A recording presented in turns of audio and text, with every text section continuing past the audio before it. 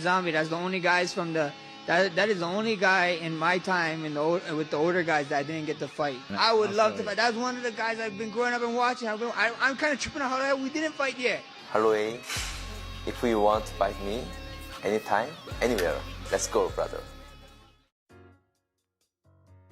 벌어진 배당률처럼 객관적인 데이터상으로 너무 어려운 경기이기 때문에 먼저 할로웨이의 스킬셋을 정리하고 좀비가 어떤 게임을 가져올지 보겠습니다. 맥스 할로웨이는 2016년 앤서니 패티스 전부터 현재까지 랭킹 2위 아래로 떨어져 본 적이 없는 7년째 정상급의 기량을 유지하는 파이터입니다. 한때는 패더급의 적수가 없다는 판단하에 라이트급을 넘보기도 했었죠.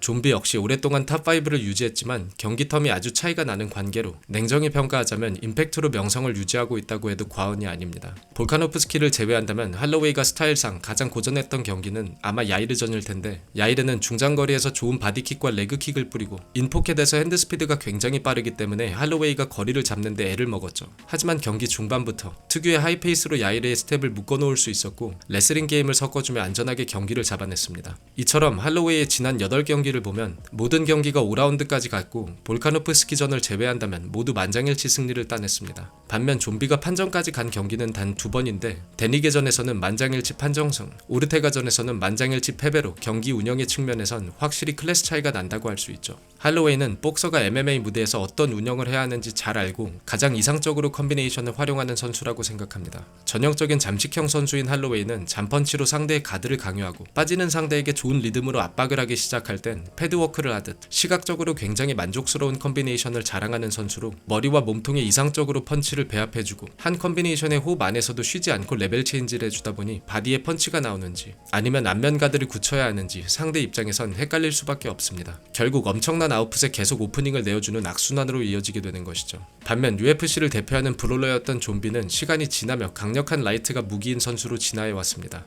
마크 호미닉의 무리한 레프트에는 스웨이 후 뒷손 스트레이트로 받아주었고, 버미데스전에서는 잽 타이밍을 읽은 좀비가 어퍼컷으로 승리, 모이카노의 잽에는 투가 나오기 전에 슬립, 그리고 라이트 오버핸드로, 또 에드가의 훅이 닿기 전 인포켓에서 아주 깔끔하게 컴비네이션이 들어갔습니다. 조시에메처럼 오버핸드를 크게 휘두르지 않음에도 좀비는 라이트가 정말 무거운 선수인 반면 볼륨이 강점인 할로웨이는 펀치 자체에 무게를 많이 싣는 타입은 아니지만 말도 안 되는 누적 유효타 횟수처럼 아슬아슬하게 쓰러지지 않을 만한 데미지를 계속 누적시킵니다. 평상시라면 숨을 골라야 할 타이밍에 쉬지 않고 짧은 호흡의 컴비네이션이 꽂히다 보니 할로웨이의 페이스에 완전히 잠식당하게 되는 것인데, 다르게 얘기하면 그만큼 카운터 타이밍을 잡기 어렵다는 뜻이기도 합니다. 카운터라는 것은 본질적으로 상대의 러쉬를 가드로 받아주거나 미리 거리 밖으로 빠져 다음 공격이 나오기 전에 자신의 공격을 집어넣는 테크닉이죠. 할로웨이가 상대의 케이지를 가둬놓고 연타를 내는 시퀀스를 보면 짧은 호흡과 볼륨으로 밀어주기 때문에 카운터가 나온다고 하더라도 자세가 무너진 상태에서 내는 펀치는 큰 데미지를 기대하기 힘들고, 무리해서 힘을 실은 펀치를 낼 경우에는 사각으로 그냥 빠져버립니다. 할로웨이와 펀치 교환으로 이득을 보기 위해서는 첫 번째, 무리하지 않고 빠질 수 있도록 케이지 중앙에서 펀치 교환을 한다. 두 번째, 완력과 핸드 스피드가 상이해 이득만 보고 빠질 수 있어야 한다.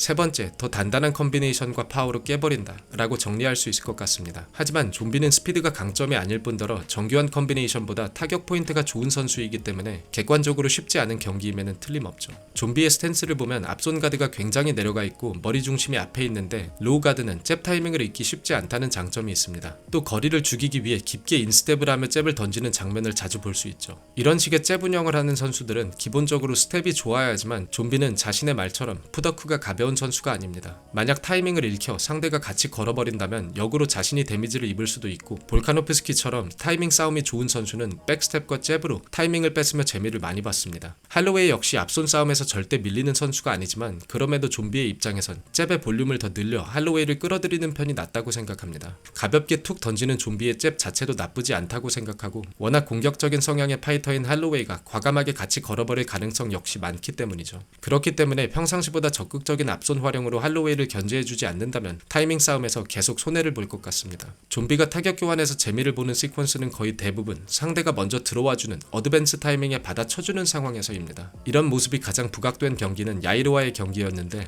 의외로 발등 브레이커인 좀비의 가드 덕분에 골절상을 입은 야이르는 경기 중반부터 킥의 빈도수를 확연히 줄였고 포인트 싸움에서도 지고 있었기 때문에 무리한 어드밴스 시도가 많았습니다. 원거리에서 먼저 킥으로 상대를 끌어들이고 들어오는 상대를 받아주며 돌아나가는 야이르가 좋아하는 리듬이 아니었던 반면, 들어오는 상대에게 발을 붙이거나 뒤로 빠지며 타격 교환을 할 때 훨씬 더 좋은 효율을 내는 좀비의 이상적인 리듬이었습니다. 오르테가전도 그렇고 볼카노프스키전에서도 그나마 유효타가 많이 나온 장면 역시 발을 붙인 상태에서 나온 타격 교환이었죠. 이처럼 카운터 아티스트에게는 상대의 공격을 강요할 드로잉 혹은 베이팅 능력이 아주 중요합니다. 하지만 머리 위치로 상대의 공격을 끌어내는 좀비의 대표적인 베이팅 옵션은 앞손 능력이 더 좋은 상대를 만나는 순간 경기가 망가지기 때문에 이상적이지는 않습니다. 상대에게 백스텝을 강요하고 공격을 끌어내는 좀비의 다른 무기는 라이트의 압박 그 자체라고 생각하는데 볼륨 자체가 낮은 선수임에도 상대가 밀리는 이유는 좀비의 뒷손에 대한 경계심 때문이라고 할 수 있을 것 같습니다. 인사이드 레그킥 적중률이 나쁘지 않은 이유 역시 뒷손의 압박이 크게 한몫하죠. 하지만 좀비는 상대를 케이지로 잘 밀어주고도 가둬주지 못한다는 인상을 자주 받았습니다. 가장 큰 이유는 뒷손을 내매 너무 신중하기 때문이라고 생각하는데 좀비의 기본 공격 메커니즘은 상대의 공격을 받아쳐주는 것이기 때문에 뒷손을 먼저 내매 있어 보기보다 소극적이죠. 볼카노프스키야 케이지 활용이 너무 좋은 선수이기 때문에 열애로 치더라도 오르테가를 상대로 케이지까지 잘 압박을 해주었지만 뒷손을 내매 있어 너무 신중했고 오르테가가 페인트를 섞어주거나 펀치로 밀어주며 어렵지 않게 돌아나갈 수 있었습니다. 할로웨이를 상대로는 어차피 한번 밀리기 시작하면 답이 없어지기 때문에 잽과 마찬가지로 뒷손 단발의 비중을 더 높여 쉽게 전진하지 못하게 하는 것이 가장 중요할 것 같습니다. 아니면 케이터와 같이 질질 끌려갈 가능성이 많겠죠. 만약 반대로 좀비의 뒷손을 경계한 할로웨이가 경기 초반 뒤로 빠져주며 경기를 풀어가려 한다면 어떻게 해야 할까요?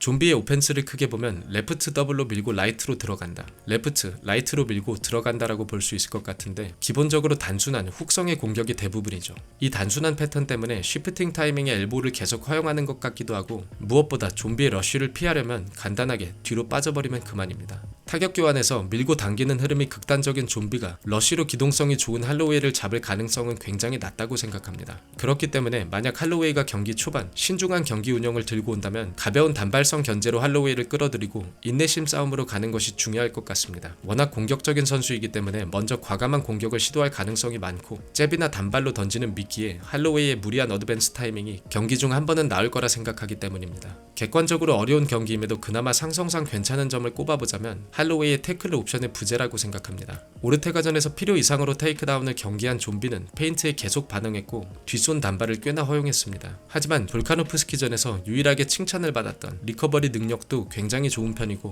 그라운드 공방이라면 좀비가 밀릴 것 같지는 않습니다. 다만 걱정스러운 점은 경기 중반부터 할로웨이의 볼륨에 질려 클린치 게임에서 잠식당하는 모습이 그려지는 것인데 경기가 장기전으로 간다면 절대적으로 불리하겠죠. 그나마 다행인 점은 할로웨이는 파워가 아니라 볼륨으로 승부를 하는 선수라는 점입니다. 한정적인 오펜스 옵션처럼 좀비는 컨비네이션에 각이 크게 돌기 때문에 뒤로 빠지는 상대를 쉬프팅으로 따라가며 추격할 때 오프닝이 생겨 타격을 허용하는 장면이 꽤나 많은데 두세 대 맞더라도 더 강하게 한 방을 돌려주는 살을 내주고 뼈를 취하는 경기를 가져와야 할 좀비의 입장에선 차라리 나을 수도 있겠죠. 또 좀비의 단순한 오펜스 패턴이 몸에 익은 상대들이 어퍼에 노출되는 모습을 자주 보였기 때문에 할로웨이의 공격을 받고 밀어주는 과정에서 어퍼를 섞어주는 것 역시 나쁜 접근이 아니라고 생각합니다. 좀비가 할로웨이에게 카운터를 성공하기 위해서 가장 이상적인 그림은 잽 미스를 유도하거나 앞손 타이밍에 같이 뒷손을 걸어버리는 것일 겁니다. 하지만 이번 경기에서 모이카노전과 같은 모습을 기대하기 힘든 이유는 할로웨이는 모이카노와 달리 깊게 잽을 찔러 넣는 선수가 아니라 안전하게 앞손을 집어넣고 오프닝 타격에 감각이 없다면 무리하지 않고 뒤로 빠져버리는 기동성이 오펜스의 기반이 되는 선수라는 점입니다. 맷집 역시 역대 최강의 내구력을 자랑하는 선수 중 하나이기 때문에 할로웨이가 쓰러지는 모습을 상상하기는 어렵지만 커리어 내내 혈전을 많이 치렀던 만큼 한 방 걸린다면 언제 쓰러져도 이상하지 않다고 봅니다. 객관적으로 쉽지 않은 경기이지만 오랜 팬의 입장에서